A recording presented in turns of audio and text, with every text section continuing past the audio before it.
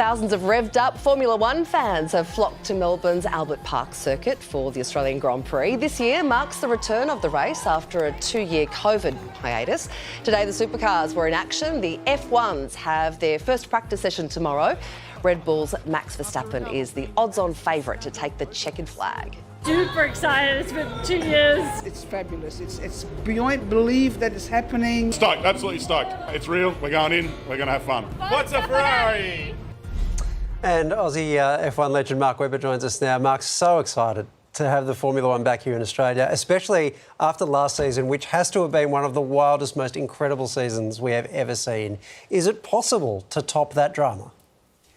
Oh, mate, the pressure's on, isn't it? I think that was a championship for the ages between Max Verstappen and Lewis Hamilton. They really duked it out in a spectacular way. The last race at Abu Dhabi down to the last lap. So season's underway, racing's been awesome so far, and as you say, mate, it's sensational to be back in Melbourne. I am a little worried for you, though, if things do reach those kind of heights. You got a little excited at times last year. I think, well, you squealed, let's be honest. I mean, this was you in response to quite a big incident for Lewis Hamilton in Azerbaijan last year. Lewis Hamilton takes it away, but he locks on and he's lost it!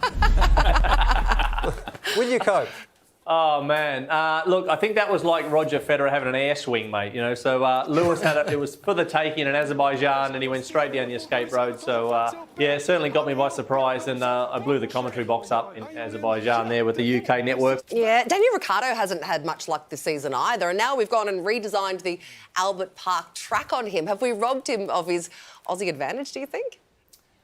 No, I don't think the track design has too much to do with Daniel's performance. I mean, obviously he's world class. We know that. At the moment, McLaren have come out of the gates a little bit slow, to be honest. So that is frustrating for them. He'll be wanting rain on Sunday. He'll want a little bit of jeopardy, and that could be something where he could sort of get a podium if it's raining. And of course, as Sarah mentioned, all Aussie eyes are on Daniel Ricciardo, but there may be another Aussie on track, Oscar Piastri. I mean, he is the next in line. If somebody gets COVID, is there any chance we can convince Max Verstappen to lick a traffic light somewhere or just do something, or not wear a mask over the next day or so to get Oscar in?